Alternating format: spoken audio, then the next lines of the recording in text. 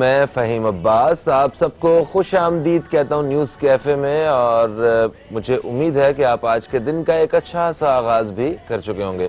आज 5 फरवरी है और 5 फरवरी दुनिया भर में मकबूजा कश्मीर की जो तहरीक आज़ादी है उसके शहदा के साथ एक अकीदत का इजहार करने के लिए, एक यकजहती का इजहार करने के लिए मनाया जाता है। और पाकिस्तान में मुख्तलिफ प्लेटफॉर्म पे और मुख्तलिफ आज प्रोग्राम्स के हिसाब से आज कश्मीर का जिक्र किया जाएगा और कश्मीर के जो शहदा हैं और जो आज़ादी की जदोजहद कर रहे हैं उन सबको अप्रिशिएट किया जाएगा और इस चीज़ का इजहार किया जाएगा कि हम भी आपकी इन सारी कोशिशों में आपके साथ खड़े हैं। इसी हवाले से आज हम भी अपने प्रोग्राम में बात करेंगे। मैं मेहमानों का तारुफ करवाऊँगा। सबसे पहले मैं तारुफ करवाऊँगा, मेरे साथ एक ऐसी शख्सियत मौजूद हैं जिनका कश्मीर के हवाले से काफ़ी ज़्यादा काम भी है और तजियाकार है, जनाब सरदार जुल्फ़िकार साहब। आपको खुश आमदीद कहते हैं। अस्सलाम वालेकुम जी, कैसे हैं सर? कैसे हैं आप? खैरियत से? बिल्कुल ठीक ठाक। आपका सरदार जी, आप ठीक ठाक? अल्लाह का एहसान, बिल्कुल ठीक ठाक सर। और मेरे साथ जो दूसरे मेहमान हैं ये एक तजियाकार हैं और सियासी और मुआशी एतबार से हम इन्हें अपने प्रोग्राम में बुला के हम इनकी जो ओपिनियन है वो शामिल करते रहते हैं। जनाब अकमल चौधरी साहब, आपको भी खुश आमदीद कहते हैं। अस्सलाम वालेकुम जी। वालेकुम सलाम जनाब। क्या सर, कैसे हैं आप? दुआएं चल रही हैं सर, अल्हम्दुलिल्लाह माशाल्लाह। सर, ये हम एक अरसे से यौम यकजहती कश्मीर मना रहे हैं। इसका जो असल जो इसकी रूह है इस दिन को मनाने की और इस दिन ऑफ करने की, वो क्या है, क्या मकसद क्या है इसका? मैं चाहता हूँ ज़रा यहाँ से शुरू किया जाए। बिस्मिल्लाहिर्रहमानिर्रहीम।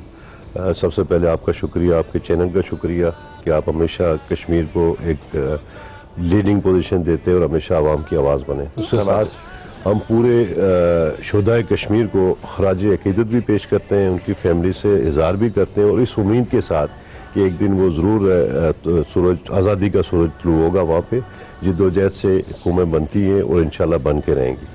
मैं अर्ज़ करूँ कि चूँकि कश्मीर का एक इशू आज से नहीं है, ये 100 साल से चल रहा है और ख़ास तौर पे 72 सालों से जिस तरह की एक सूरत हाल डेवलप हुई जिसमें पाकिस्तान और हिंदुस्तान का एक बंटवारा हुआ, तो उसमें एक रियासत जम्मू और कश्मीर थी जो एक राजा हरी सिंह की एक स्टेट थी। चूँकि वहाँ पे आबादी मुस्लिम थी और जो हुक्मरान था वो गैर मुस्लिम था, तो उसमें एक शिद्दत थी, एक मतलब जद्दोजहद थी, कुछ आज़ादी के एलिमेंट्स थे। अब उसके बाद जब ये एक सिलसिला चला, पाकिस्तान भी आज़ाद हो गया, हिंदुस्तान भी आज़ाद हो गया अंग्रेज़ की तसलसल से। चूँकि पहले जद्दोजहद जो है अंग्रेज़ के ख़िलाफ़ थी, जब मुश्तरका तौर पे कर रहे थे। उसके बाद जब ये बंटवारा हुआ तो एक ऐसा इशू अंग्रेज़ छोड़ के गया, दो कुव्वतों के दरमियान, जो अभी तो 3 एटमी कुव्वत हैं ना इस वक्त, जो उनके दरमियान एक सुलगता हुआ इशू है, वो इशू है कश्मीर। उसमें चूँकि यूनाइटेड नेशन की इन्वॉल्वमेंट हुई, हिंदुस्तान जब वहाँ के आज़ाद पसंद लोगों ने तारीख शुरू की, कबायलियों ने तारीख लड़ी, तो वो खासी हद तक इवन के यहाँ तक कि श्रीनगर तक उन्होंने अपना झंडा गाड़ के उसको कब्जा कर लिया था, जो अपने यकजा कर लिया था आज़ाद कश्मीर और मकबूजा कश्मीर। बाद में चूँकि ये एक इंटरनेशनल साजिश थी जिसके तहत यूनाइटेड नेशन के पास हिंदुस्तान गया कि भाई ये लोग कबायली हैं और इस तरह इन्होंने आके एक जदोजहद शुरू की है, आज़ादी मांग रहे हैं, तो आप इंटरफेरेंस करें इसमें। तो चूँकि यूनाइटेड नेशन आया, इंटरनेशनल एक रिकगनाइज इदारा था, तो कश्मीरियों ने, इवन पाकिस्तान ने, सब ने इस पर एतमाद करते हुए उन्होंने कहा जी जैसे ये जो इशू है ये हम कश्मीरियों पे छोड़ देते हैं, जो हमारे कश्मीरी हैं वो जिस तरह अगर राय शुमारी में जो भी रिजल्ट आता है तो कश्मीरी इस पे एग्री थे और उन्होंने कहा जी कि हम इस राय शुमारी, चूँकि हर आदमी का ख़ास तौर पे हमारा पाकिस्तान से जो रिश्ता था वो कलमे का रिश्ता था, वो था ला इलाहा इल्लल्लाह मुहम्मद रसूलुल्लाह, तो उस बेस पे ये था कि हम मतलब ये हम परपेयर थे। लेकिन यूनाइटेड नेशन ने मादरत के साथ कि एक दोगली पॉलिसी अख्तियार की, दोनों कुव्वतों को आज जो जिस हालात से हिंदुस्तान और पाकिस्तान गुजरा, मैं समझता हूँ कि इसका सबसे बड़ा इशू है वो कश्मीर का इशू है। देखिए, जब आप दो दरमियान आपकी एक पावर्स बन जाती हैं तो जाहिर है उसमें आपके जो डिफेंसिव एक्सपेंडिचर हैं वो आपको प्रायोरिटी पे रखने पड़ते हैं। सही यही वजह रही कि हिंदुस्तान और पाकिस्तान आज जो गुर्बत जो जिस हालात से गुजर रहे हैं उसमें मेन इशू मसला कश्मीर भी है। बिल्कुल सही सर, इस हवाले से बात करते हैं अकमल चौधरी साहब। सर जैसे कभी बात ये एक अरसे से मनाया जा रहा है यौम यकजहती कश्मीर, 5 फरवरी बच्चा जानता है कि हमने वो ये दिन कश्मीरियों के साथ जो है वो इजहार यकजहती करके मनाना है। इस साल सूरत हाल पहले की निस्बत कुछ मुख्तलिफ है, पहले सालों की निस्बत, क्योंकि अभी बीच में वो भारतीय आइन के 35A और 370 के बाद जो है वो मामलात कुछ इस कदर मुख्तलिफ हैं कि तकरीबन 6 महीने से वहाँ पे कर्फ्यू भी लगा हुआ है। 9 लाख फौज जो है वो इस वक्त उस खित्ते में। तो इस दफा आप क्या मुख्तलिफ देखते हैं और किस तरह यकजहती का इजहार होना चाहिए दुनिया भर से?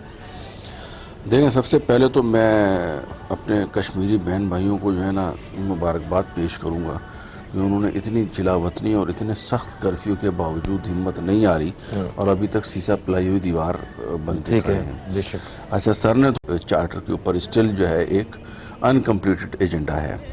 ठीक है जनाब, हम स्पेसिफिक टू 5 फरवरी ये 1990 में काजी हुसैन अहमद मखदूम साहब ने प्रपोज़ किया था और मियाँ नवाज शरीफ थे उस वक्त, तो उन्होंने इसको एक पब्लिक हॉलीडे डिक्लेयर किया था। देखें, जो एक सुलझी कौमें हैं, जो संजीदा कौमें हैं, वो अपना एक किस्म का एहतजाज रिकॉर्ड करवाने के लिए एक पीसफुल मैनर में, पीसफुल तरीके से जो है वो करती है। तो आज का दिन जो है, जो 5 फरवरी का है, वो पाकिस्तान 1990 से मना रहा है और हर साल इस दिन हम लोग कश्मीरियों के साथ सॉलिडरिटी और यकजहती मनाते हैं कि हम आपके साथ हैं। एक्चुअली हम उनके साथ नहीं हैं, हम अपने साथ हैं, क्योंकि कायद-ए-आज़म का ये फरमान है कि कश्मीर हमारी शारक है। तो कश्मीर का जो है ना एक स्ट्रेटेजिक पॉइंट है, स्ट्रेटेजिक हैसियत है। तो अगर कोई ये कहता है कि हम कश्मीरियों के साथ हैं तो वो कश्मीरियों के ऊपर कोई एहसान नहीं कर रहा या वो हम पे एहसान नहीं कर रहे, ये हमारी ज़रूरत है। हम एक कौम है, एक कलमे के जो है ना रिश्ता है हमारा उनके साथ। तो ये कहना कि ये हम कश्मीरियों के साथ कर रहे हैं, तो नहीं, हम अपने साथ कर रहे हैं। जो यकजहती हम मना रहे हैं वो एक हम अपने साथ मना रहे हैं, हमारी ज़रूरत है। वहाँ से उसकी ज़रूरत इसलिए है कि आप देखें ना, जहाँ पे दूसरी इंडिया के साथ अगर दीगर बॉर्डर्स को देखें, वहाँ से इंडिया ने तकरीबन हर जगह से पाकिस्तान का पानी रोक लिए। तो पानी के हवाले से भी इसकी बहुत ज़्यादा अहमियत है, बिजली के हवाले से बड़ी ज़्यादा अहमियत है। उसके अलावा सबसे बढ़ के जो है ना हक़ खुद इरादियत और इस्लामी बहन भाइयों के हवाले से उनकी बहुत ज़्यादा अहमियत है। तो कहने का मतलब ये है कि उनके साथ बेसिकली जो हम ये यकजहती का इजहार कर रहे हैं, तो वो बेसिकली दुनिया को तो हम ये दिखा रहे हैं कि कश्मीरियों के साथ जो है हम यकजहती का इजहार कर रहे हैं, लेकिन बेसिकली ये हम अपने आप के साथ कर रहे हैं। ये हमारी भी ज़रूरत है, ये हमारे लिए भी उतना ही ज़रूरी है जितना कश्मीरियों के साथ ज़रूरी है। आज 6 महीने हो गए हैं आर्टिकल 370 और 35A जो इस मरतबा जो इन्होंने लगाया, जिसके तहत वहाँ पे कोई भी नॉन कश्मीरी जो है वो प्रॉपर्टी परचेज कर सकता है। उसके बाद इंडिया का एक स्पेशल, कश्मीर का एक स्पेशल हैसियत थी, खुसूसी हैसियत थी अपार्ट फ्रॉम अदर स्टेट्स। जो वहाँ के हिंदू हैं वो तो कश्मीरी जो बच्ची हैं उनके साथ शादियों के भी अज़ाइम लेके बैठे हुए हैं। जी जी, वो बेसिकली एक मेजॉरिटी को माइनॉरिटी में कन्वर्ट करने का एक प्रोसीजर है। आप देखें ना, इजराइल ने क्या किया वहाँ पे, मोदी इज फॉलोइंग। ठीक है ना, मोदी बेसिकली जिस तरीके की, हो सकता है हमने पिछले 10 साल में जो गलतियां की हैं, मोदी साहब हमें भरपूर मौका फराहम कर रहे हैं कि इनसे फ़ायदा उठाओ। और हमारी अगर खारजा पॉलिसी और डिप्लोमेटिक पॉलिसी अभी भी फेल होती है और अभी भी नाकामी से दो चार होती है, तो शायद हमें तारीख भी कभी माफ़ ना कर सके कि मतलब आप देखें ना, एक अपेरेंटली अब दुनिया जो है वो हमारे साथ नजर आ रही है। यूनाइटेड नेशन में 2 मरतबा ये मसला उठाया जा चुका है। इसके यूनाइटेड नेशन के किरदार के हवाले से और उनकी अथॉरिटी के हवाले से बहुत सारे सवालिया निशान हैं, मुझ समेत आम जो पाकिस्तानी हैं। आपसे ज़रा इस हवाले से ज़रूर हम राय लेना चाहेंगे कि अक़वाम मुत्तहिदा के कितने इख्तियारात हैं और उनकी बात के पे किस हद तक अमल दरामद हो सकता है और वो क्यों अमल दरामद नहीं हो रहा है, इस हवाले से बात करेंगे। अब छोटे से वक्फा है दोस्तों, कहीं मत जाइए, अब तक देखते रहिए। जैसे ही वक्फे से वापस आते हैं ना, तो फिर हम आपकी कॉल्स भी शामिल करेंगे। मैं चाहूंगा कि आप भी कॉल करके प्रोग्राम का हिस्सा बने। कहीं मत जाइए, आपसे भी दोबारा मुलाकात होती है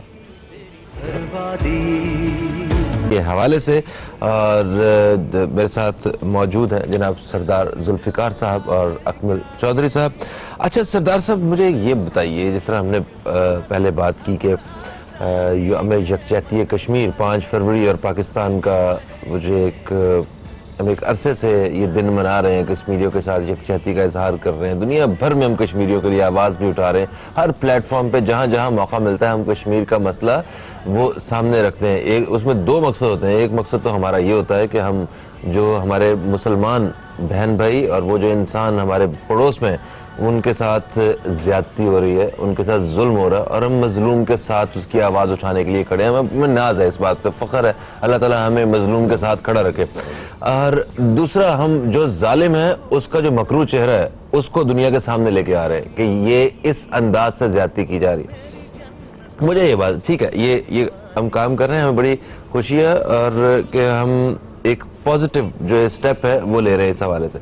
बट क्या ये सिर्फ हम पाकिस्तानियों का ही मसला है जो हम यहाँ पे यौम यकजहती कश्मीर इतने बड़े पैमाने पे मनाते हैं और पूरी दुनिया में मुख्तलिफ जो फोरम्स हैं वहाँ पे अगर बात होती है कभी कश्मीर के बारे में तो हम बात करते हैं, बाकी जो मुस्लिम वर्ल्ड है उनकी तरफ से हमें उस तरह का वो स्टांस नजर नहीं आता जो आना चाहिए। मैं सर फ़हीम भाई आपकी बात को टोटली जिस तरह का आपका एक अपना सवाल मुझसे किया है, मैं समझता हूँ कि ये इंसानियत का मसला है। मैं इससे हटके कि कश्मीरी है या मुसलमान है, मैं इससे हटके ये कह रहा हूँ कि ये इंसानियत का मसला है, ये ज़मीन के टुकड़े का मसला नहीं। बेशक, मगर आपने अपने पहले जवाब में कहा कि ये हमारा कलमे का रिश्ता है। देखे ना, एक ये मैं सेकंड आपको बता रहा हूँ, उसके बाद फर्स्ट स्टेप जो है तो वर्ल्ड है, एक दुनिया पूरी है, उसका एक सिस्टम है, एक इंसानियत के एक रिश्ते से हमारा पूरी दुनिया से हमारे। आप सेकंड स्टेप पे आते हैं तो हमारा एक कलमे का रिश्ता है। वो पूरे जितने मुस्लिम ममालिक है उनको, और मैं माफी के साथ चाहता हूँ, मैं माजरत के साथ कहता हूँ कि मुसलमानों का जो एक वे था वो उन्होंने छोड़ दिया है। वो आज किसी न किसी के आलाकार बने हुए हैं। रिसेंटली आप देखें ना, इंटरनेशनली कितने इश्यूज आए जो खास तौर पे मुसलमानों पे हुआ, तो आप देखेंगे कि सेकंड आपने सामने देखा होगा तो वो तीरगाह की तरफ नगाह पड़ी तो आप दोस्तों से मुलाकात हो गई। ये वाली कैफियत है इस वक्त मुसलमानों की। मुसलमान बिखरे हुए हैं, मुसलमानों की तरजीहात शायद ट्रेड है, मुसलमानों की तरजीहात शायद मतलब एक, अब मैं समझता हूँ यूनाइटेड नेशन की जो जिम्मेवारी, जिस तरह के हम सब ने एक मुतफिका तौर पे आज भी जो एहतजाज हो रहा है, और पाकिस्तान ने हमेशा कश्मीरियों का साथ दिया, हर फोरम पे दिया, उसमें भी बहुत सारे डिबेट हो सकते हैं, बहुत सारी बातें हो सकती हैं, लेकिन आज का दिन जो कश्मीरियों के साथ इज़हार यकजहत, मैं कहता हूँ ये एक वीकेंड के तौर पे बनता है। आप स्कूलों के छुट्टियां कर देते हैं, लोग बच्चे घरों में सोए होते हैं, तो वो सेकंड हाफ में उठेंगे तो उन्होंने जाना है जी नेक्स्ट क्या करना है, कौन सी गेम खेलनी है, इसके अलावा कोई नेक्स्ट हमने करना होगा, स्ट्रेटेजी बनानी होगी। अब बहुत सारी बारें, अब जरूरी नहीं है कि जी आप हथियार से लड़ें, आप पूरी दुनिया को यकजा करें। पूरे खासतौर पर अगर दुनिया नहीं यकजा हो रही है, आपका मौक़िफ़ है, आप देखिए ना, सबसे बड़ी जो कुर्बानी होती है इंसान की अपनी जान का नजराना होता है। बेशक लाखों लोग कश्मीर में अपनी जानों कुर्बान कर चुके हैं इस आज़ादी के नारे के लिए। उसके बाद सबसे बड़ा ये है कि वहाँ खड़े होकर ये रायशुमारी है कि अगर आपका कफन आपके जिस्म में पाकिस्तान का झंडा लपेट के आप दफनाने को तरजीह देते हैं, ये रेफरेंडम ही है। अब इशू ये है कि कई बहुत सारे जो इंटरनेशनली मतलब जिस तरह एक पोजीशन बताई जाती है कश्मीर की, वो एक डिफरेंट है, क्योंकि हमारा फेलियर है, हम स्वार्थी तौर पे इस इशू को दुनिया में अच्छी तरह इसको रेज नहीं कर सके। ये अच्छा, और ये गुज़श्ता कितनी दहाइयों से आपको लगता है कि हमने इस शोबे पे काम नहीं किया है सफारती तौर पे? सर मैं करना चाहिए था, आपकी राय? सर बिल्कुल इसको करना चाहिए था। मैं समझता हूँ कि जिस तरह काम हुआ है, हमने लड़ाई झगड़े को प्रायोरिटी दी है एक दूसरे से लड़ने के लिए। जैसे इंडिया ने एक सुपर पावर हो गया जी, एटमी कुव्वत बन गया, पाकिस्तान ने एटमी कुव्वत, पाकिस्तान भी बन गया, ये जरूरी था, वरना जो उसका चाइना, आप देखें ना, एक चाइना भी क्लेम कर रहा है एक तिब्बत को और गलगित बल्तिस्तान के कुछ एरिया, लद्दाख को। मैं समझता हूँ सर मुसलमानों को एक होना पड़ेगा, मुसलमानों को कलमे के रिश्ते को प्रायोरिटी देनी होगी। मुसलमान अगर दुनिया में जो आज क्राइसिस हैं, और अल्हम्दुलिल्लाह कि कुछ हमारे इस्लामी ममालिक इस वक्त बहुत स्टेब्लिश भी हैं, ख़ासतौर पे ऑयल के जिन मुल्कों से निकलता है, ये यकजा होकर आवाज़ उठाएंगे तो दुनिया हमारी बात सुनेगी। वरना अगर मैंने ले लिया आपको जलील कर, इससे ना वन बाय वन हम दुनिया से हम ख़त्म हो जाएंगे। ये मसला सर, एक कॉलर हमारे साथ है, शामिल करते हैं। अस्सलाम वालेकुम जी, कौन है हमारे साथ? जी मैं शेख आबिद बात कर रहा हूँ रावलपिंडी से। शेख आबिद साहब, आपको खुशामदीद कहते हैं, कैसे आप? ठीक हैं जी जी, मेरा कोशिश ये है कि अब मतलब 30 साल तो हो गए हमें जद्दोजहद करते करते, जी हाँ, मतलब रैलियां करते, मतलब अपनी आवाज टीवी में मत सुनिए, डिले आ रहा है। आप मेरी बात सुनिए, डायरेक्टली बात कीजिए मुझसे।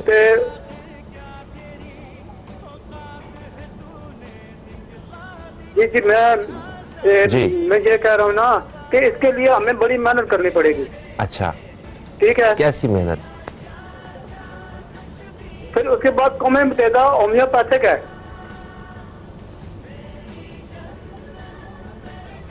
हमें सॉरी, आपकी कॉल ड्रॉप करनी पड़ी है। आपको बारहा बता चुके हैं कि जब आपकी कॉल मिल जाती है, बात हो रही होती है, तो प्लीज आप फोन पे हमारी आवाज सुना कीजिए। वो 2-3 सेकंड का डिले होता है, उसकी वजह से वो सारी कॉन्वर्सेशन जो है वो ख़त्म हो जाती है, वो बेहतर अंदाज में बात नहीं हो पाती। तो शेख आबिद साहब, आपसे इंतहाई माजरत। आपको मैंने पॉइंट आउट भी किया था कि आप प्लीज़ टीवी का वॉल्यूम कम कीजिए और हमें कॉल ड्रॉप करनी पड़ी आपको, सॉरी। ओके, आप सरदार जुल्फ़िकार साहब की जो बातें हैं इनसे किस हद तक इत्तफाक करते हैं? ये मुस्लिम वर्ल्ड के हवाले से और अक़वाम मुत्तहिदा के किरदार के हवाले से बात कर रहे थे। अक़वाम मुत्तहिदा ने और मुस्लिम वर्ल्ड ने अनफॉर्चुनेटली कोई बहुत अहम किरदार इसमें अदा नहीं किया। अच्छा, अक़वाम मुत्तहिदा की जहाँ तक बात की जाए तो ये 1949 में जब ये पहली जंग शुरू हुई थी, जब ये पाकिस्तान और इंडिया के दरमियान हमारे जो कबायली हजरात हैं, इन्होंने जाके ये जो पोर्शन आजकल हमारे पास है, तो इसके ऊपर जब जाके वहाँ पे कब्ज़ा किया था, तो इंडिया खुद भागते हुए यूनाइटेड नेशन की तरफ गया था कि यहाँ पे हमारे साथ इंसाफ किया जाए। थोड़ा सा इसकी जोग्राफियाई हैसियत की अगर बात की जाए तो कश्मीर का जो एरिया है ना, वो गिलगित बल्तिस्तान, कश्मीर और लद्दाख, ये 3-4 एरियाज़ के ऊपर मुश्तमिल है। उसमें से गिलगित बल्तिस्तान और कश्मीर का सर्टेन पार्ट जो है वो पाकिस्तान के पास है, जम्मू एंड कश्मीर जो है वो इंडिया के पास है, और लद्दाख भी इंडिया के पास है। और लद्दाख का कुछ हिस्सा 1971 में चाइना ने उसको क्लेम किया था, और थोड़ा सा हिस्सा लद्दाख का उसके पास भी है। जैसा कि मैंने पहले आपको बताया कि उसकी जोग्राफियाई अहमियत भी अपनी जगह पे है। इस वजह से तमाम ममालिक का, चाइना, पाकिस्तान और इंडिया, तीनों का उस इलाके में इंटरेस्ट और दिलचस्पी है। लेकिन हमारी इंटरेस्ट और दिलचस्पी की वजह जोग्राफियाई होने के साथ साथ एक मजहबी और भाईबंदी और कलमे वाली भी है, जिसको हम दूसरे हद से हटा के पेश करते हैं। सर, लेकिन वो आप जो दूसरा जो पेश कर रहे हैं ना जवाब का, सर उसको एक लम्हे के लिए रोकिए। कॉलर हमारे साथ है, इन्हें शामिल कर लें और फिर हम आते हैं। सर अस्सलाम वालेकुम जी, कौन है हमारे साथ? वालेकुम सलाम फहीम भाई, इम्तियाज पाकिस्तानी आपके साथ है। जनाब इम्तियाज पाकिस्तानी साहब, फहीम पाकिस्तानी की तरफ से आपको वालेकुम सलाम। फहीम भाई, सबसे पहले तो ये बात अर्ज करूंगा, हम सारे खुदा पाक के शुक्र है अल्लाह पाक का कि हम उन खुश नसीबों में से हैं जो मजलूमों की बात करते हैं। ये बहुत बड़ी सादत की बात है। ये नसीब हर किसी को नहीं होता। बहुत सारे लोग जो पैसे वाले, दौलत वाले हैं और जिनको दुनिया की आसाइश है, वो ख्वाब खरगोश में सोए रहते हैं हर वक्त। मगर अल्हम्दुलिल्लाह हम सब उन लोगों में से हैं जो हम अपने मुसलमान कश्मीरी मजलूम भाइयों की आवाज बनते हैं। और मैं ये अर्ज करना चाहता हूँ कि 5 फरवरी जो आज आया है, आइंदा ये 5 फरवरी ना आए, बल्कि 5 फरवरी यौम आज़ादी कश्मीर आए, जिसमें हम जश्न मनाएं और हम जो है खुशियां मनाएं। देखें इंशाअल्लाह ताला, जुल्म की रात तो बहुत लंबी होती है, मगर इसकी सुबह बहुत सुहानी होती है। जितने भी ये जुल्म कर ले, हम तो इस तरफ बैठे, मगर वो कश्मीरी, उनके हौसले ना कमजोर पड़ रहे, ना वो बेचारे बहुत डटे हुए हैं। अल्लाह पाक इनको और हौसला दे। हम सारे पाकिस्तानी इसके अंदर हम मसरूफ हैं और यकजा है। इंशाअल्लाह ताला बहुत जल्द ये मोदी के फैलाए हुए जाल जुल्म सितम के उल्टा इसमें फंस जाएगा। 90% तो ये उल्टा फंस चुका है इंडिया में, क्योंकि अपने ही बच्चों को खाने लगा। तो फिर इसका अंजाम सामने है। हिटलर और फिरौन दोनों इसका इंतजार कर रहे हैं। पाकिस्तान जिंदाबाद, कश्मीर पाइंदाबाद, मोदी सरकार मुर्दाबाद। ये हमारी आवाम का जज्बा, वो उनके एक कतरे में वो कश्मीरियों के साथ जो है यकजहती महसूस करते माशाल्लाह हैं हम कश्मीर लोग। की जहाँ पे भी बात आती है जज्बाती तो हम हो जाते हैं, इसमें तो कोई शक नहीं है, लेकिन मामलात को जज्बात के साथ साथ मैच्योरिटी के साथ भी सुलझाना पड़ेगा। जैसे कि मैंने बताया कि जोग्राफियाई हैसियत थी और अनफॉर्चुनेटली हम लोग अपने मतलब इसमें कश्मीरी अपने बहन भाइयों ने तो बेचारे पिछले 6 महीने से जिस तरीके से एक जेल में बंद है ना, उनको कोई खाना पीना हर लिहाज से तालीम सब कुछ उनका एक किस्म का ब्लॉक हो चुका है, कम्युनिकेशन के ज़राए वहाँ पे अवेलेबल नहीं है, तो वो बेचारे तो जो कुर्बानी अपनी जगह पे दे सकते थे वो तो दे रहे हैं। अब हमारी जिम्मेदारी है कि हम उनकी आवाज़ को मैक्सिमम लोगों तक पहुँचाएँ। इसमें यूनाइटेड नेशन तो बुरी तरह फेल हो चुकी है। United nation is in other words is part 2 of United states. United states को जो है ना वो आपने अगर कन्विंस कर लिया तो समझो यूनाइटेड नेशन को भी कर लेंगे। इस सिलसिले में हमारी जो अनफॉर्चुनेटली पिछले 10-15 साल से जो पॉलिसी रही है वो कागज़ कलम और पेपर की हद तक महदूद रही है, और कश्मीर कमेटी के चेयरमैन बनते रहे हैं, दौरे होते रहे हैं और बाय बुक्स बजट मुख्तस किए जाते रहे हैं, लेकिन अनफॉर्चुनेटली हम लोग दीगर तमाम शोबों की तरह यहाँ पे भी हमारी खारजा पॉलिसी का मुकम्मल तौर पे फेलियर नज़र आया। We are unable to communicate our point of view to the various nation of the world. देखें, जब आपको कश्मीर का मसला उठाना है तो दूसरी जो अक़वाम है या दूसरी जो मुल्कें हैं उनको कोई वही नहीं आएगी कि उनके साथ कश्मीरियों के साथ क्या हो रहा है, क्यों हो रहा है और हमें उनका साथ क्यों देना चाहिए। ये तमाम तर कोशिश हमारी जिम्मेदारी है कि हम अपनी फॉरेन डिप्लोमेसी और अपने जो दूसरे मुल्कों में हमारे सफ़ीर हैं उनको बाकायदा गाइड किया जाए, उनको बताया जाए कि भाई ये कश्मीर है, इसके हवाले से आप अपने अपने मुल्क में अच्छा, आपकी लोगों बात को से अवेयरनेस क्रिएट करें। आपकी बात से मुझे लग रहा है जैसे जो दूसरे ममालिक हैं वो अनअवेयर हैं कि कश्मीर में क्या हो रहा है। बिल्कुल, डेफिनेटली। ऐसा क्या वाकई ऐसा है कि उन ममालिक को नहीं पता है कश्मीर में जुल्म हो रहा है? जबकि इंटरनेशनल मीडिया और जितने भी इंटरनेशनल जितने फोरम्स रहे हैं, जो कॉन्फ्रेंसेस रहे हैं, about the public and diplomatically भी मैं एक बात बताता हूँ। देखिए ना जी, मैं हूँ और एक ये साहब है, ये अपनी बात जाके 4, 5, 6, 8 लोगों को बताते हैं, ठीक है, और मैं चुप करके बैठा हुआ हूँ, तो व्हाट डू यू एक्सपेक्ट? तो लोग तो इनका ही जो पॉइंट ऑफ व्यू का वो मानेंगे ना। तो इंडिया ने पिछले 10 साल में यही तो किया है, मुख्तलिफ फोरम्स के ऊपर, मुख्तलिफ ममालिक के ऊपर, मुख्तलिफ जगहों के ऊपर। हमारे यहाँ तो खारजा पॉलिसी का किसी को पता भी नहीं था। ये इस मरतबा आप देखें, इमरान खान गया तो साइड लाइन पे कितनी मुलाकातें की, यूट्यूब वाले से की और फेसबुक वाले से की। मतलब ये साइड लाइन जो मुलाकातें ये डिप्लोमेसी का हिस्सा है। ये वहाँ पे जो आपके सफीर मौजूद हैं, जो आपके एजेंट्स मौजूद हैं, ये सारी वो ऑर्गेनाइज कराते हैं। इमरान खान ने एक दिन में थोड़ी जाके मिला होगा कि मैंने मिलने में मिला। भाई ये पूरा इसमें एफर्ट्स होती हैं, पूरी एक लंबी रूटीन होती है, और इसके पीछे तमाम तर ब्यूरोक्रेसी और जो हमारी वजारत खारजा है वो इन्वॉल्व होती है। हमारी वजारत खारजा सोई पड़ी रहती है, और इस चीज को तरजीहात में लेके आना ये भी एक मैं समझता हूं बिल्कुल ऐसे ही बिल्कुल है। और उसमें अब इनको मतलब अगर ये समझे कि पिछले 10 सालों में हमने 10% काम किया है, तो करंट गवर्नमेंट को मैं थोड़ा सा क्रेडिट ये देता हूँ कि इन्होंने इसको 30-40% तक लेके गए, but it is still not up to the benchmark. आ रहे हैं सर, मुझे ये बताइए, जिस तरह इन्होंने कहा कि आप इनकी बात से इत्तेफाक करते हैं, खारजा पॉलिसी के हवाले से आप तनकीद कर चुके हैं शुरू में। मैं माजूद चाहता हूँ कि जिन्होंने कहा 30-40% इम्प्रूव किया, ऐसा नहीं है। ये आप 370 और 35 इसी दो खारजा पॉलिसी का ऐसा है कि आपको अमेरिका ने बुला के कहा है कि इसको रिमूव कर रहे हैं। अब देखिए ना, जैसे चोई साहब ने कहा ना, ये हमारी वजह से उनके 335A और 370 इसमें पाकिस्तान का रोल है। इससे पहले 100% जब आप फॉरेन अफेयर्स में या आप लॉबिंग नहीं कर सके तो अगलू ने इसको लॉन्च किया, इसी गवर्नमेंट का तो ये फेलियर था। दूसरी बात ये है कि पहले एक चीज हम तो उनकी वैसे सपोर्ट कर रहे हैं, सर फेलियर वाली कौन सी बात हमारी? सर मैं आपसे करूं कि आप इंटरनेशनली जब इंसानियत का और अखलाकी तौर पर काम कर रहे हैं तो फिर उसमें फेलियर किस चीज का? लॉबिंग का जो था हुकूमत की, क्योंकि आज से नहीं, हिंदुस्तान गुज़श्ता 72 सालों से ये शिक को ख़त्म करना चाह रहा था और इसकी ये पॉलिसी थी। क्योंकि आपका जो एक आपका जैसे चोई साहब ने कहा है कि ये हमारा ओवरसीज जो लोग होते हैं, हमारे एम्बेसडर्स होते हैं, ये लॉबिंग वो करते हैं, वो इंटेलिजेंस करते हैं कि क्या डेवलपमेंट्स हो रही हैं।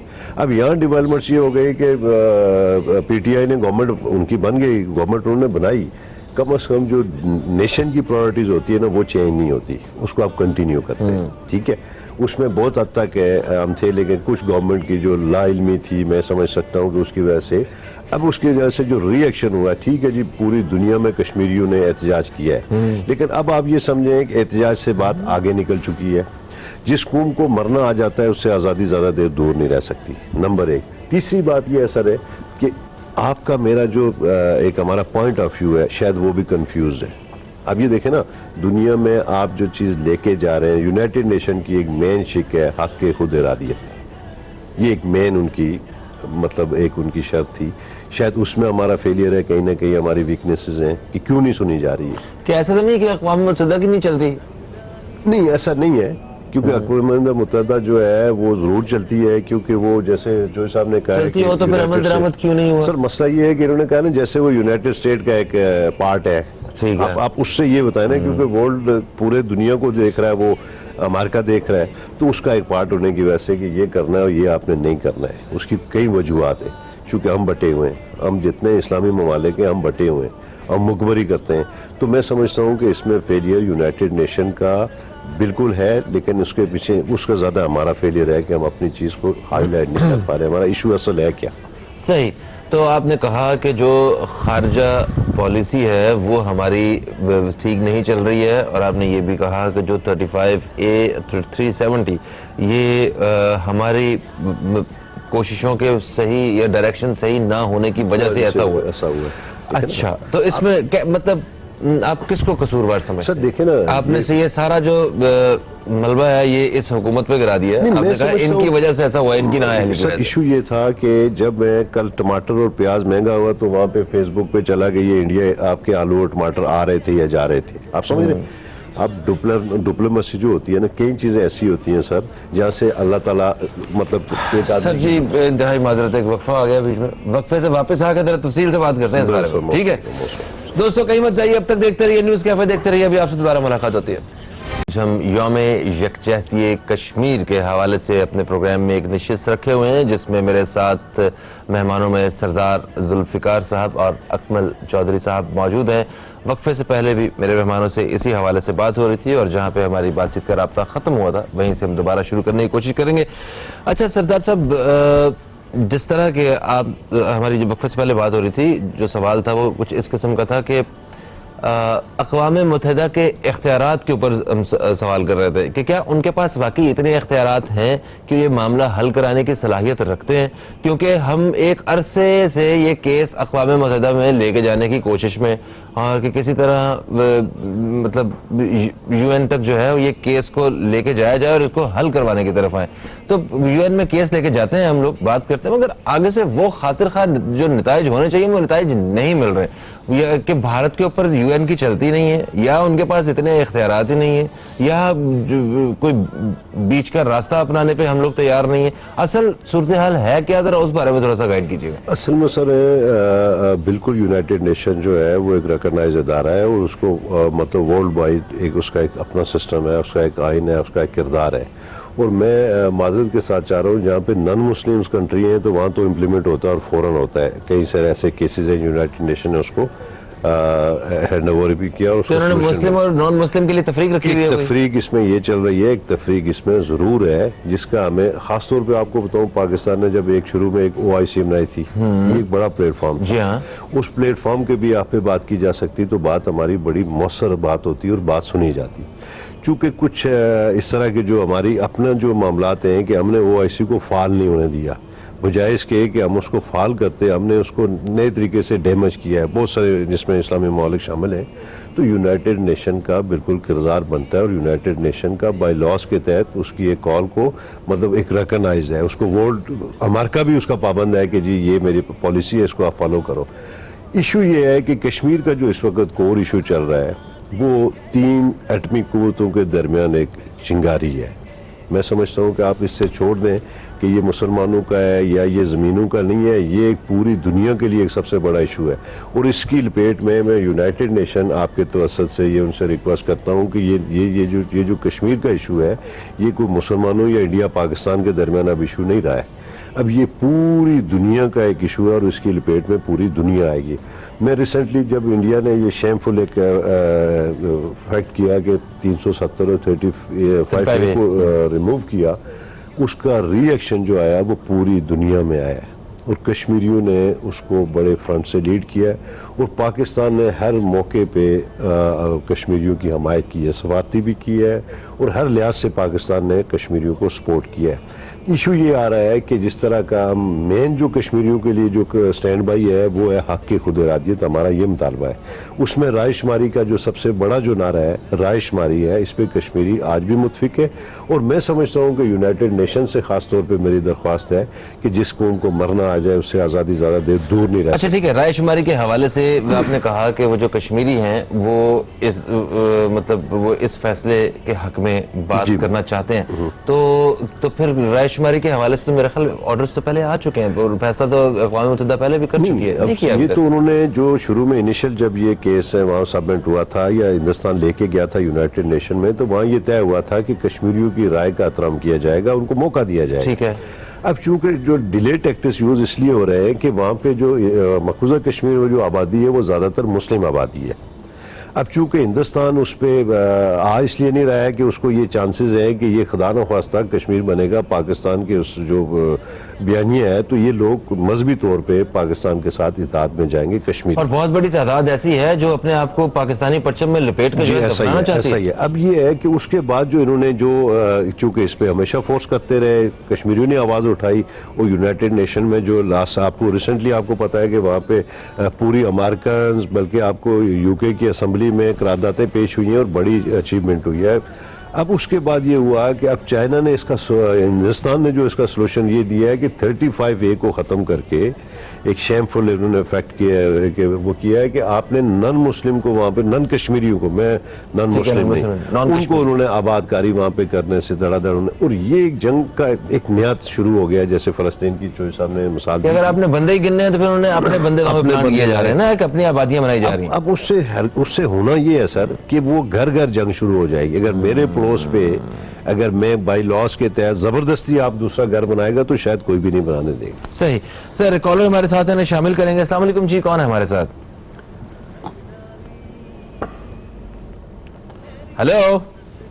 अस्सलाम वालेकुम फरीम भाई, मुनीम बंगश बात कर रहा हूँ। वालेकुम अस्सलाम। मुनीम साहब कैसे हैं आप? ठीक हैं सर? बिल्कुल खैरियत है। मैं अर्ज करना चाह रहा था कि आज जो बड़ा मौजू रखा गया है कश्मीर के हवाले से, सबसे पहले तो मैं कश्मीर के हवाले से आज मुनासिबत से ये कहना चाहूँगा कि जो कश्मीरियों की हक की खुद इरादियत की जो अजीम जदोजहद है, इसमें जो हज़ारों लाखों जवानों ने शहादत नोश की उनकी क़यादत में, उन सबको, उन माओ बहनों को हम खराज तहसीन पेश करते हैं, खराज अकीदत और एकजुटती का इज़हार करते हैं।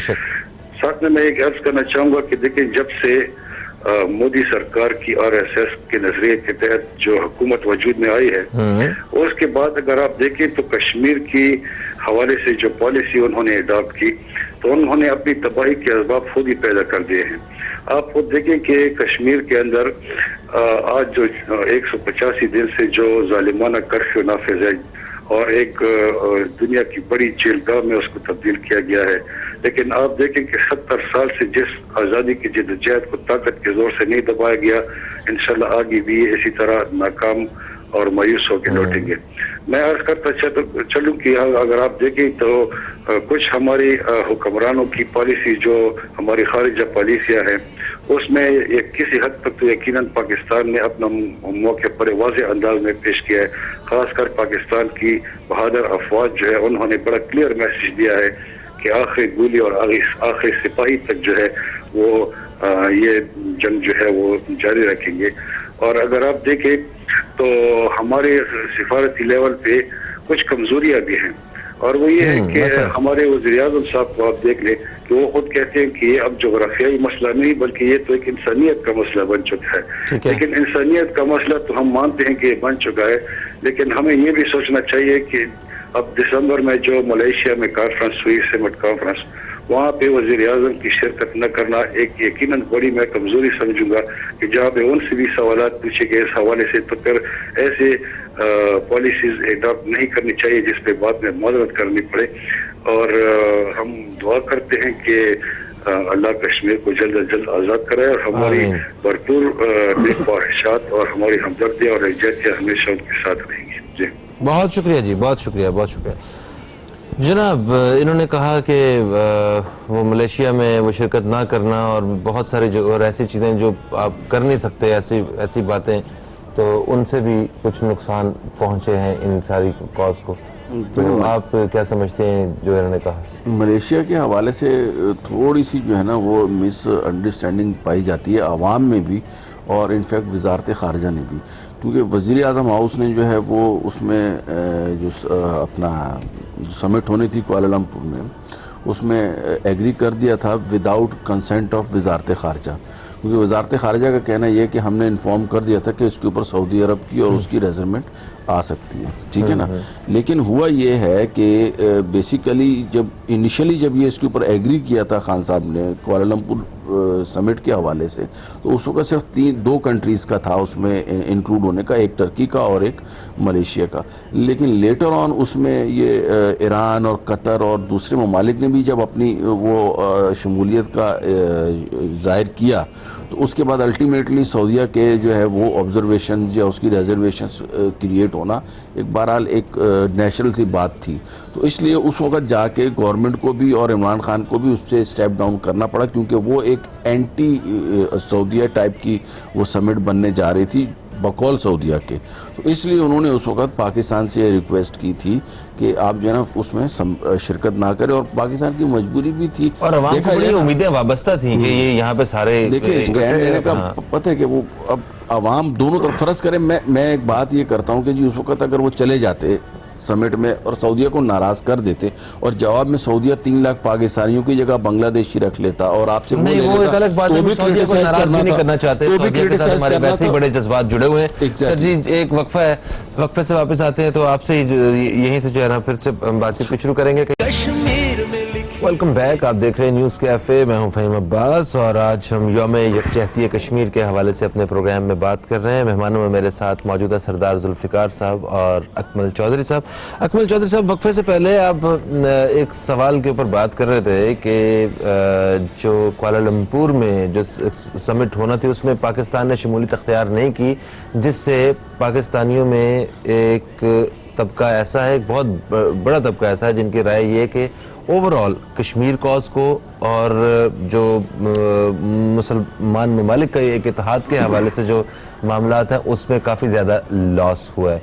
तो आप इसको किस नज़र से देखते हैं, ज़रा वो एक्सप्लेन कर रहे थे आप। देखिए इसके ऊपर जो है ना वो मैं जैसे आपको बता रहा था कि टर्की और मलेशिया ये दो वाहिद मुल्क हैं, ये दो उन चंद ममालिक में से हैं जो पाकिस्तान का जो बयानिया है कश्मीर के ऊपर उसको ओपनली सपोर्ट करते हैं। Even Malaysia as a country को उसको इंडिया ने थ्रेट भी दिया था कि हम आपसे जो है ना पाम ऑयल नहीं खरीदेंगे, तो उसे बोला ना खरीदो, इस हद तक थ्रेट दिया था अकॉर्डिंग टू कश्मीर पॉलिसी की वजह से। तो इसलिए दुनिया में ये ताल्लुकात मुतासिर हुए थे इनके। जी तो पाकिस्तान में भी ये एक इमेज क्रिएट करने की कोशिश भी की गई और कुछ हद तक हुई भी कि पाकिस्तान ने सऊदी अरेबिया की थ्रेट में आके जो डिसीजन लिया है वो सही नहीं है। लेकिन मैं थ्रेट बिल्कुल दिया था, लेकिन उसको मैं थोड़ा सा एक्सप्लेन इस हवाले से कर रहा हूँ कि उस समिट में थोड़ी सी इस वजह से ज़्यादा इशू आ गया था कि उसमें ईरान और दीगर जो एंटी सऊदी कंट्रीज़ हैं वो भी आ गए थे, तो इस वजह से पाकिस्तान को एंड टाइम पे बैकआउट करना पड़ा था। और मेरे ख्याल में टर्की और मलेशिया को ऑन बोर्ड इस मामले में ले लिया गया था कि जी अच्छा। ये रिजर्वेशंस हैं और यही देखें आप नई समिट की, इसके बावजूद दोनों ममालिक ने कोई बहुत ज़्यादा इसमें पाकिस्तान के साथ नाराज़गी का इजहार नहीं किया, बल्कि उन्होंने इस मामले में पाकिस्तान ने जो स्टांस लिया उसको समझा कि हाँ वाकई ये है। अब जब वज़ीर आज़म साहब वहाँ पे गए हैं, उन्होंने वहाँ पे चीज़ों को क्लियर किया है, सऊदीया वालों को भी क्लियर किया है कि हमारा मकसद कोई उम्मत मुस्लिमा में इंतशार फैलाना नहीं है, हमारा मकसद है उम्मत मुस्लिमा में इत्तेहाद पैदा करना, और चाहे ईरान भी हो कोई भी कंट्री हो। और मेरे ख्याल में भी कश्मीर कॉज को भी फ़ायदा उसी सूरत में पॉसिबल होगा कि चलो दुनिया को यकजा करना तो सेकेंडरी है, पहले मुस्लिम उम्मा को तो हम यकजा कर लेना। इवन ओआईसी में कई ऐसे ममालिक हैं जो पाकिस्तान के बयानिए को कश्मीर के हवाले से सपोर्ट नहीं करते, तो ये एक प्राइमरी फैक्ट है। और इसमें हमें रादर देन के मिसअंडरस्टैंडिंग्स और मिसकम्युनिकेशंस क्रिएट करने के बजाय, चाहे सोशल मीडिया हो या नॉर्मल मीडिया हो, उसमें इन चीज़ों को समझने की कोशिश करनी चाहिए और बुर्दबारी का मुजाहरा करना चाहिए चाहिए कि उसकी वजह से हमारे नेशनल कॉज को और इंटरनेशनल कॉज को नुकसान ना पहुंचे।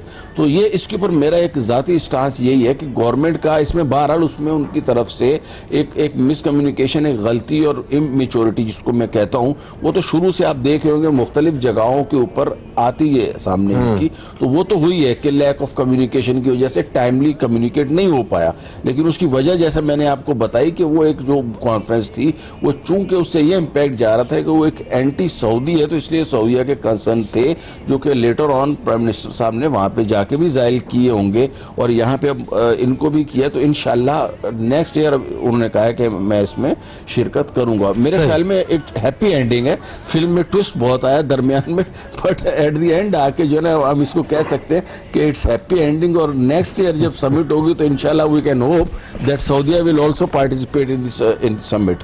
तो we should be positive and we should remain positive. This should be the spirit.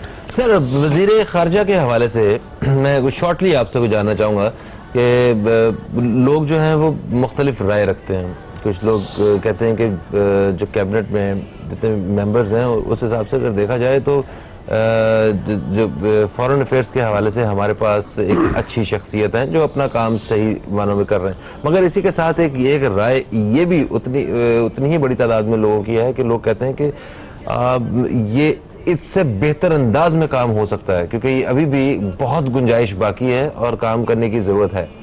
Sir, मैं समझता हूँ कि ये जो इस वक्त तक जो हालात जा रहे हैं तो ये बेहतरी की तरफ नहीं जा रहे हैं बल्कि बदतरी की तरफ जा रहे हैं। जो शाह महमूद कुरैशी साहब चूंकि हमारे लिए, कश्मीरियों के लिए नहीं, जनरली मैं पाकिस्तान की बात कर रहा हूँ।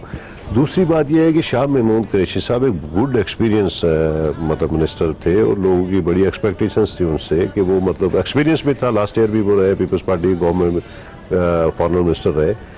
लेकिन माजरत के साथ आप अपना गोल सेट नहीं कर सके कि हमने करना क्या है। देखिए जी, हर मुल्क की अपनी प्रायोरिटीज। अच्छा, मतलब अभी पीपल्स पार्टी में नहीं है तो अच्छा काम नहीं कर रहे हो? नहीं, मैं कह रहा हूँ कि इशू ये है कि इससे गरज नहीं होता है कि फॉरेन मिनिस्टर पीपल्स पार्टी से या पीटीआई नून लीग से, वो नेशन के लिए होता है, मुल्क के लिए होता है। उसकी प्रायोरिटी अपना मुल्क होता है, अपने मुल्क की पॉलिसीज होती है, पार्टीज नहीं होती। तो जब मिनिस्टर बनता है तो मुल्क का मिनिस्टर बनता है, किसी पार्टी का नहीं। गो के ठीक है किसी पार्टी पैनल से वो आता है, वो एक अलग इशू है। इशू ये बन रहा है सर कि जब वो जाने के बाद बजाय हमें रेज करने के हमने कंफ्यूजिंग एक सूरत हाल पैदा कर लिया। पाकिस्तान का गोल सेट नहीं हो रहा है बिकॉज आप एक दुनिया की मतलब छठी, चौथी, सातवीं एटमी पावर हो, आपका एक अपना सिस्टम होना चाहिए। कश्मीर के इशू पे स्टेट अवे ईरान ने जो है वो करारदाद, मजम्मती करारदाद मंजूर की, मलेशिया ने स्टैंड उठाया और तुर्की ने उठाया। ये एक ट्राई का एक बन रहा था, माहौल बन रहा था जिसने इंडिया ने इंटरफेरेंस करके किसी अपने दोस्त से मिलके ये इस चीज़ को सुबरदोश किया और उसमें चूंकि हम कंफ्यूज हो गए, हम कोई बोल्ड स्टेप उठा नहीं सके, वो एक हमने मौका ज़ाया किया और इसकी जिम्मेवारी वज़ीर ख़ारजा पे आती है चूंकि वो। अच्छा, मगर हमने ठीक है, हम आपकी बात जो है, आपकी राय जो है उसका एहतराम करते हैं और मौका ज़ाया किया, ये इसको बेहतर अंदाज से इस्तेमाल किया जा सकता है इस अपॉर्चुनिटी को, ठीक है। मगर आगे मुस्तकबिल में अपॉर्चुनिटीज़ हैं, वो उस वक्त भी हमारे पास वो मजबूरियां भी तो देखे ना आड़े आज जो अब जो मामलात हैं, अब सऊदी अरब को नाराज कर लेते हैं, जिस तरह अभी सर कह रहे हैं कि सऊदी अरब ने थ्रेट किया। आप किसी को दुनिया में किसी को राजी नहीं कर सकते, नहीं कर आप सकते। अपना गोल सेट करें, आप अपने हिसाब से चले। क्यों?